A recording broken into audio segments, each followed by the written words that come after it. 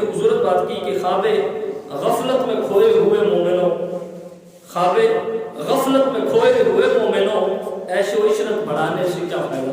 آج آپ اور میں ہر کوئی جو ہے وہ اس چکر میں ہے کہ آسانیاں پیدا ہو جائیں، ایک گاڑی ہو جائے، ایک بنگلہ ہو جائے اچھا سا، ایک کوٹھی ہو جائے، گھر کے اندر جو ہے وہ نرم و نازک بستر ہو جائے۔ فرمایا کہ خواب غفلت میں سوئے ہوئے مومنوں، عیش و عشرت بڑھانے سے کیا فائدہ؟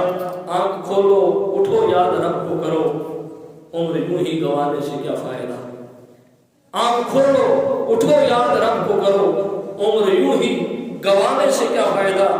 اور یہ نوجوانوں کے لیے کہ اپنے رب کو جوانی میں بھولا ہے تو، اور طاقت کے بوتے پہ پھولا ہے تو، جب جوانی ٹھلے گی تو پچھتائے گا، ایسے رونے رلانے سے کیا فائدہ؟ کہ جب جوانی گزر جاتی ہے پھر رونا آتا ہے، پھر جب بڑھاپا آتا ہے، جب ٹانگیں جواب دے جاتی ہیں، انسان کسی کام کے قابل نہیں رہتا، کبھی کدھر سے درد نکل جاتا ہے، کبھی کدھر سے درد نکل جاتا ہے، اٹھتا ہے تو زبان ساتھ نہیں دیتی، بولنے کے لیے زبان پر اختیار نہیں ہوتا، دانت منہ کے اندر نہیں ہوتے، اپنی زبان پر بولنے کے لیے اختیار نہیں ہوتا، کان سماعت کے قابل نہیں رہتے، آنکھیں دیکھنے کے قابل نہیں رہتی، ہاتھ پکڑنے کے لیے لرز رہے ہوتے ہیں، کانپ رہے ہوتے ہیں، ٹانگیں چلنے سے قاصر ہو جاتی ہیں۔ فرمایا اس ٹائم جب تمہیں جوانی کی تصویر نظر آتی ہے تو پچھتاتے ہو، تو پھر اس پچھتانے کا کوئی فائدہ نہیں ہے۔ اگر زندگی میں اپنے رب کو منا لو اور بالخصوص جوانی کے اندر توبہ کر لو تو یہ تمہارے لیے بہتر ہوگا۔ اور پھر آگے فرمایا کہ تھا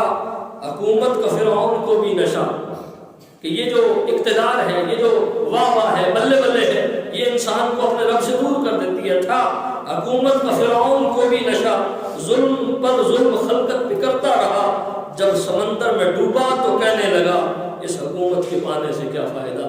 کہ جب رب نے آئینہ دکھایا، جب اللہ کے عذاب، اس کی پکڑ اور اس کی گرفت کے اندر ہے، کیونکہ رب کہتا ہے ان بطش ربک لشدید، اس کی پکڑ بڑی سخت ہے، اور جب وہ پکڑتا ہے تو پھر چھڑانے والا نہیں ہوتا۔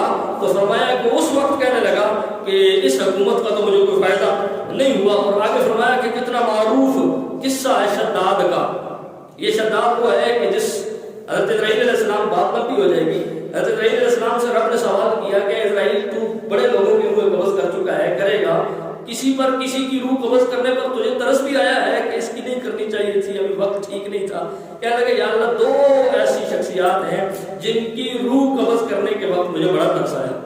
تو اللہ تعالیٰ نے پوچھا کہ اسرائیل وہ کون سی شخصیات ہیں کہ جن کے روح قبض کرنے پر تجھے بڑا ترس آیا؟ کہنے لگے یا اللہ ایک عورت تھی، حاملہ تھی، اس کا بچہ پیدا ہونے والا تھا، دریا کے اندر تھی، کشتی طوفان آیا تو گیا نہیں ہے، سارے لوگ کشتی کے اندر ڈوب گئے، وہ عورت ایک پھٹے پر جو ہے وہ تیرتی ہوئی سمندر میں جا رہی تھی کہ اچانک اس کے بچے کی ولادت سمندر میں ہو گئی۔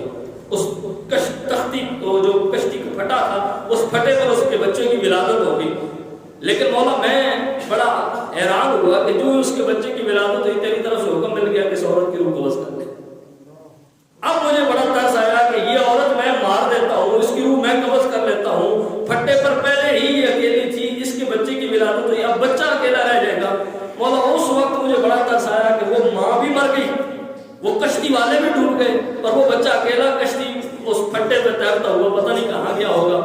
فرمایا پھر جو اسرائیل پھر تو یہ کسی اور کی جو ہے موت پر، فرمایا یا اللہ ایک وہ بندہ کہ جس نے اپنے ہاتھوں سے جنت بنائی تھی، اور جنت بنا کر وہ شداد جس نے اپنے ہاتھوں سے جنت بنائی تھی، جنت بنا کر جب ساری سہولیات ساری فیسلٹی اس نے تیار کر لی، تو جب دیکھنے کے لیے گیا تو ابھی اس کا پاؤں رکاب کے اندر تھا، تو نے کہا کہ اس کو جنت کے اندر اپنی بنائی ہوئی میں داخل نہیں ہونے دینا۔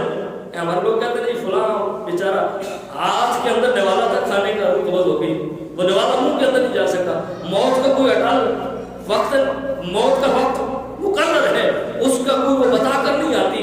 اور قرآن کہتا ہے کہ فَإِذَا جَاءَ أَجَلُهُمْ لَا يَسْتَأْخِرُونَ سَاعَةً وَلَا يَسْتَقْدِمُونَ، کہ یہ نہ ایک لمحہ برابر آگے ہوتی ہے نہ پیچھے ہوتی ہے۔ تو فرمایا کہ مولا اس پر مجھے بڑا ترس آیا کہ بنائی اپنے ہاتھوں سے جنت، ٹھیک ہے تیرے مقابلے میں کھڑا تھا، تیرے نافرمانی میں کھڑا تھا، لیکن بڑی بیچارے محنت کی تھی، بڑی اپنے ہاتھوں سے اس نے جدوجہد کی تھی، لیکن دیکھنے دیتا کون سا اس نے رہنا تھا، جب دیکھ لیتا تو مر جاتا۔ مولا دو بندوں پہ بڑا افسوس ہوا کہ اپنے ہاتھوں سے بنا کر پھر دیکھ نہیں سکا۔ فرمایا اسرائیل جن دو پر تو نے ترس کھایا ہے نا، وہ اصل میں تھا ایک ہی، تجھے دو لگتے ہیں وہ ایک ہی تھا۔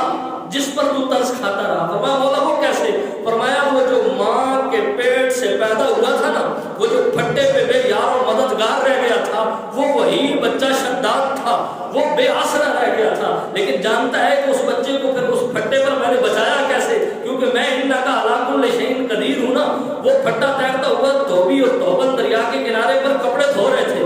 ان کی اولاد نہیں تھی، کافی عرصے سے اولاد کو ترس رہے تھے. وہ پھٹا تیرتا ہوا ان کے پاس آ گیا. انہوں نے بچہ دیکھا، خوبصورت تھا، حسن تھا. انہوں نے بچے کو گود میں لے لیا، پرورش کرنے لگے. بچہ تھوڑا بڑا ہو گیا. اب وہ چونکہ دھوبی اور توبن تھے، کام کرتے تھے، اس کو کہتے تھے بیٹا تو کپڑے دھو تو نہیں سکتا، لیکن جو گھر کے اندر اسٹور کے اندر دھونے والے کپڑے ہوتے ہیں نا، وہ تو وہاں سے لے کر یہاں دریا تک لے آیا کر، دھلے ہوئے یہاں سے وہاں لے جایا کر. یہ اس بچے کا کام تھا. کہتے ہیں ایسا ہوا کہ وہ بچہ بڑھتا رہا. اب وہ تو دھوبی اور توبن غریب تھے. کہتے ہیں ایک گھوڑے پر سواری کرنے والا سوار وہ گزرا. اس کو رستے سے کوئی دوائی ملی، کوئی اس طرح کا سفوف ملا جس کو اس نے سرما سمجھا. لیکن اب اس کے ذہن کے اندر آیا کہ یہ سرما ہے، زہر ہے، کیا ہے، اس کو کیسے چیک کیا جائے. وہ گھڑ سوار ابھی سوچ رہا تھا تو یہ معصوم سا چھوٹا سا بچہ یہ پاس سے گزرا، یہ وہی شداد پاس سے گزرا. تو اس نے کہا چلو اس کی آنکھوں میں چیک کر لیتے ہیں، بچہ ہے، اگر تو اس کو نقصان دیا تو پھر میں یہ استعمال نہیں کروں گا، اور اگر اس نے نقصان نہیں دیا تو میں پاس رکھ لوں گا. اس کو کہنے لگا بیٹا ادھر آ، میں نے تیرے لیے ایک چیز بنائی ہے، اس چیز کو تو دیکھ. تو اس نے اس کی آنکھوں میں وہ دھوکے سے سرما سا ڈال دیا.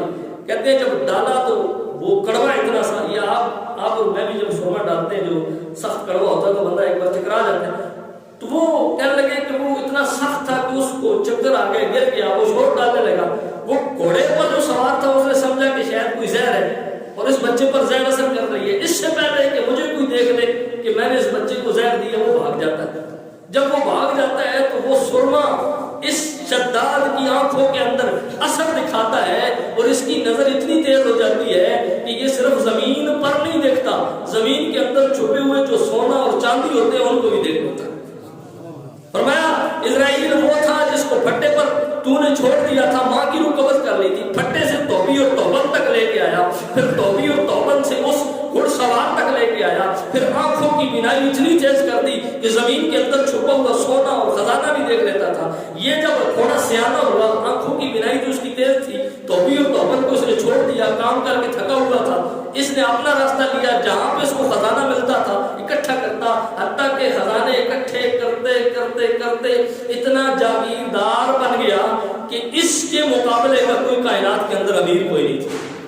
اس کے مقابلے میں کسی کے پاس مال و دولت نہیں تھی. اس وقت کے نبی نے کہا شداد تو اتنا مال و دولت والا ہے، اتنا تو اللہ تعالیٰ نے تجھ پر کرم کیا ہے، اللہ کی نافرمانی نہ کیا کر، اس بات اللہ شریک کو مان. اور وہ کہنے لگا اگر میں مانوں گا تو مجھے دے گا کیا؟ اس نے کہا اللہ کے نبی نے کہ وہ جنت دے گا. اس نے جنت تیار کر رکھی ہے ایمان والوں کے لیے. اس نے کہا جنت کے اندر کیا ہے؟ اس نے کہا حوریں ہیں، غلمان ہیں، باغات ہیں، اور اس کے اندر دودھ کے، پانی کے، شہد کے چشمے ہیں. اس کے اندر ہر قسم کا پھل موجود ہے، ہر قسم کی نعمت موجود ہے، ہر قسم کی عیش و عشرت کا سامان موجود ہے. تو وہ تکبر کے اندر آ کر کہنے لگا کہ مجھے اس خدا کی کیا ضرورت ہے، یہ جنت تو میں بھی بنا سکتا ہوں. اس نے پھر بنائی. تو کہا کہ جبرائیل، اسرائیل جس پر تجھے ترس آ رہا تھا نا کہ وہ بچہ بے یار و مددگار رہ گیا تھا، وہ بچہ بھی وہی شداد تھا جس نے بڑے ہو کر میرے مقابلے میں جنت بنائی، اور اس کو پھر میں نے جنت دیکھنے نہیں دی. تو اس سے ہمیں سوچنا چاہیے، ہمیں اس کے اوپر تفکر کرنا چاہیے کہ جو ہم بڑے بڑے محلات پہ فخر کرتے ہیں نا، وہ بڑا بے نیاز ہے. جس دن اس کو جلال آ گیا ہو سکتا ہے قدم بھی نہ ڈالنے دے، نظر بھی نہ اٹھانے دے. فرمایا کتنا معروف ہے قصہ شداد کا، روح جب اس کے تن سے نکالی گئی، مرتا مرتا یہ لوگوں سے کہتا گیا ایسی جنت بنانے سے کیا فائدہ، کہ جو جنت میں نے اپنے ہاتھوں سے تیار کی ہے، بنائی ہے، لیکن وہ میں دیکھ نہیں سکا، تو ایسی جنت کو پھر بنانے کا کیا فائدہ ہے. اور فرمایا کہ مالداری میں مشہور قصہ ہے قارون کا. وہ مخالف تھا موسیٰ و ہارون کا، کہ وہ ہارون اور موسیٰ علیہ السلام کا مخالف تھا. جب زمین میں دسایا تو کہنے لگا ایسے بیجا خزانے سے کیا فائدہ. فرمایا یہ موسیٰ علیہ السلام کے مقابلے میں کھڑا ہوا تھا، اللہ نے زمین کے اندر دسا دیا. اور قابل ذکر قصہ ہے نمرود کا. یہ سارے نافرمان بندوں کا وہ تذکرہ اس لیے کر رہا ہے کہ رب سے دور رہو گے تو پھر یہ انجام ہوگا. قابل ذکر قصہ ہے نمرود کا. وہ بھی انکار کرتا تھا معبود کا، اور اس کے بھیجے کو مچھر نے کھا کر کہا یوں ہی بڑائی جتانے سے کیا فائدہ۔ فرمایا وہ رب بڑا بے نیاز ہے، اگر مروانے پہ آئے تو مچھروں سے بھی مروا لیتا ہے، تو اپنی شہرت پہ محسن نہ تو یوں مچل، ایک دن آ دبوچے گی تجھ کو اجل۔ فرمایا ایک دن تجھے بھی موت نے آ کر دبوچ لینا ہے، روح کو صاف کر، نیک اعمال کر، جسم ظاہر بنانے سے کیا فائدہ۔ ہم ظاہری طور پر جو ہے وہ پنجابی کا بندہ تھا، اس نے بڑی خوبصورت بات کی کہ باہروں مل مل دھونیے کدی اندروں بھی مل دھو، تیرا باہر دا دھونا کی کرسی جی اندروں صاف نہ ہو۔ فرمایا یہ باہر کا جو ہے وہ صفائیاں رگڑائیاں یہ کچھ فائدہ نہیں دیتی اگر من کی میل نہیں ختم ہوگی۔ اور آج کی جو رات ہے نا